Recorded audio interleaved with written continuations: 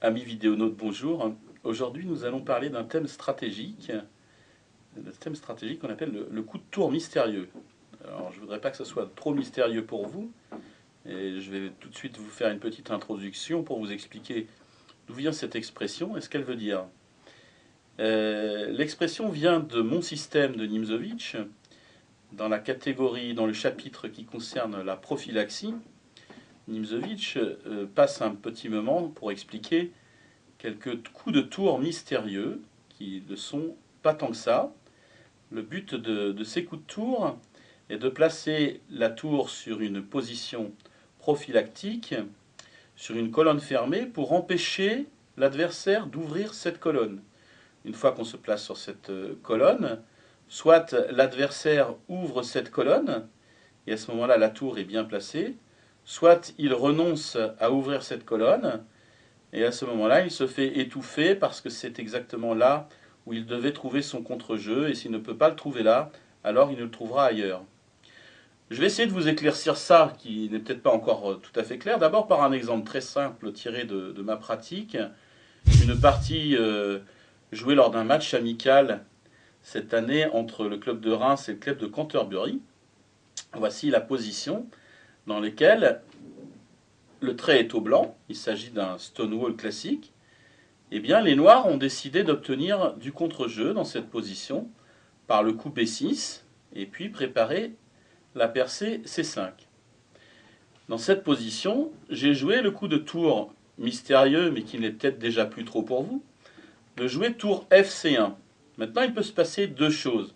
Soit les noirs décident d'ouvrir quand même cette colonne en jouant le pion en B6, en préparant par tour B8, c'est la suite de la partie, soit ils y renoncent, et à ce moment-là, eh bien, les blancs ont un gros avantage d'espace, vont pouvoir améliorer encore leur position à l'aile dame avec A3, puis B4, B5, peut-être utiliser aussi la case E5 pour le cavalier F3, et les noirs se trouveront ainsi sans contre-jeu.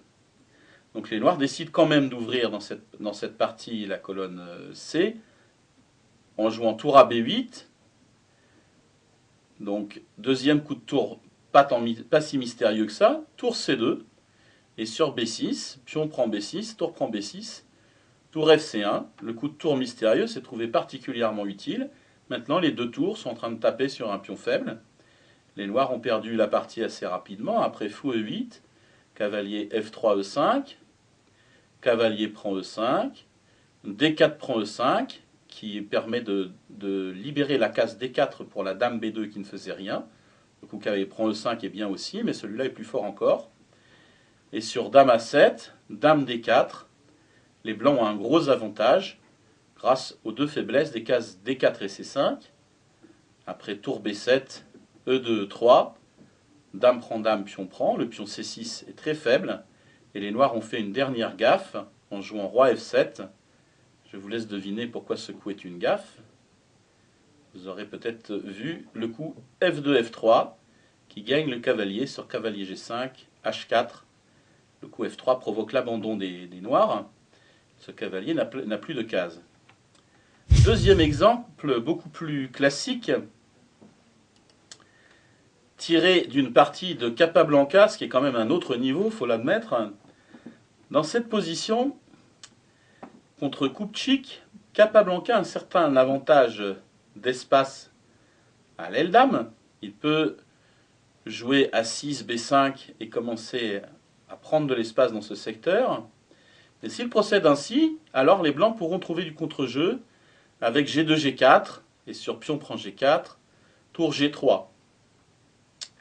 Donc avant de se lancer dans une attaque, Capablanca va user de cette stratégie de prophylaxie en empêchant toute possibilité des blancs dans ce secteur. Il joue H5, tour E1, F1, et le coup de tour mystérieux, tour H6. Voilà la prophylaxie en œuvre. Les blancs ne peuvent plus ouvrir l'aile roi, et donc les noirs vont avoir les mains libres pour jouer à l'aile dame. Après fou E1, G7, G6, fou H4, roi F7. Les noirs prennent tout leur temps, dame E1, A6 et commencent maintenant leur contre-jeu à l'aile dame. Fou A4, B5, fou D1, fou C6, il libère la colonne B pour préparer la percée B4, tour H3, A5, fou G5, tour H6, H8, et maintenant on voit que les blancs errent dans la position sans but. Ils font dame H4, et les noirs percent enfin l'aile dame avec B4. La suite de la partie est quasiment sans histoire. Dame E1, tour B8, tour HF3, A4, l'attaque noire est décisive, tour F3, F2, et la percée A3 fait exploser complètement l'aile dame. Après B3, pion prend B3, fou prend B3, fou B5, les blancs pourraient déjà abandonner, ils ont continué encore quelques coups. Tour G1, dame prend C3, dame prend, pion prend, tour C2, tour HC8, un bon pion d'avance, fou H4, fou D3, tour C, C1, et la petite touche finale, tour prend fou B3, avec deux pions décisifs, A et C. A2 prend B3, A2, et les blancs se décident enfin à l'abandon. Troisième exemple, la partie Zvidler-Timofeyev. Dans cette position, c'est au noir de jouer. Et je vous laisse chercher ce coup, le coup qu'a trouvé ici Timofeyev. Peut-être vous pouvez appuyer sur le bouton pause de votre vidéo. Il a joué un coup assez surprenant, Timofeyev. Pour prévenir la percée C4, C5 et sur D6 prend C5, fou prend A6, B prend A6, B4 prend C5, avec deux pions passés très forts, il a joué un coup assez surprenant, tour B8, puisque maintenant sur C5, D prend C5, fou prend A6, B prend A6, le pion B4 est cloué. Donc Zvidler, au vu de la menace B7, B5 des noirs, n'a rien trouvé de mieux à faire que de pousser son pion en B5. Et après cavalier C5, les noirs ont un bon avantage. Le fou E2 est devenu assez mauvais. Les noirs ont un cavalier sur une case forte en C5. Et les blancs se retrouvent sans contre-jeu. La suite est assez triste pour Zvidler. Il joue cavalier F2, tour A8, prise de la colonne ouverte, tour en D1, tour A4. Si les blancs maintenant prennent le pion D4, les noirs exploitent le clouage avec fou prend B5. Alors les blancs ont joué cavalier H3, mais après H6, c'est très difficile pour les blancs de trouver un coup utile. Alors Zvidler s'est finalement décidé pour tour prend D4, fou prend B5, et sa position est assez difficile.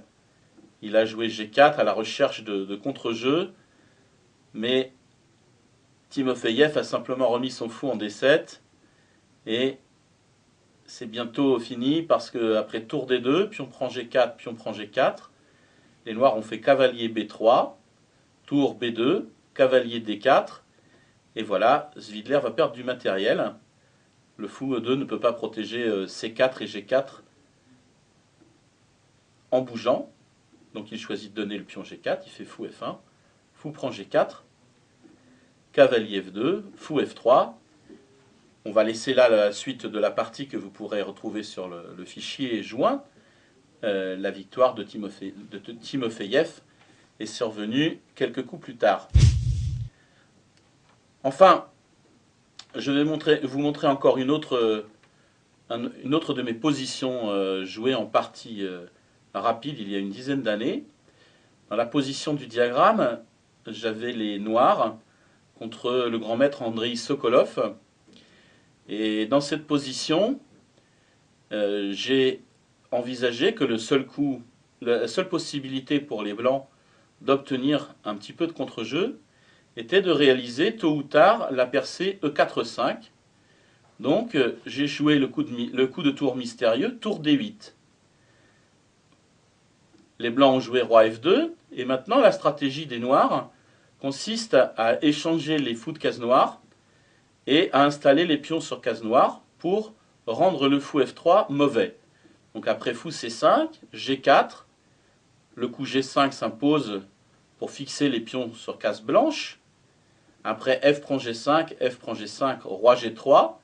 Il faut maintenant échanger le fou de case noire pour mettre en évidence le mauvais fou en F3. Donc j'ai joué fou prend E3, tour prend E3, tour en C5. Et maintenant, Andrei Sokolov est menacé gravement parce que si les noirs arrivent à jouer tour E5, ils auront tout le loisir de progresser grâce aux cases noires dans cette finale. Et il se décide donc pour jouer le coup E4-5 qui attaque le pion B7. Et c'est là qu'on comprend que de toute façon, le coup de tour D8 était nécessaire quelques coups plus tôt. Alors après E5, il va s'en sortir. Après tour prend E5, tour prend, pion prend, tour E1, tour D3. La partie va s'achever par la nulle. Tour prend E5, roi F7, tour prend G5, tour prend B3, tour prend A5, fou prend C4, nettoyage par le vide, partie nulle, mais c'est déjà pas si mal quand on est opposé à un joueur de la force d'Andrei Sokolov. Voilà, donc le coup de tour mystérieux, c'est une notion inventée par Nimzowitsch. Il s'agit de placer la tour sur une colonne fermée pour empêcher l'adversaire d'ouvrir dans ce secteur et pouvoir travailler sur d'autres fronts. Et puis si l'adversaire ouvre quand même ce secteur, eh bien la tour se trouve bien placée. J'espère que ce sera un petit peu moins mystérieux pour vous dorénavant.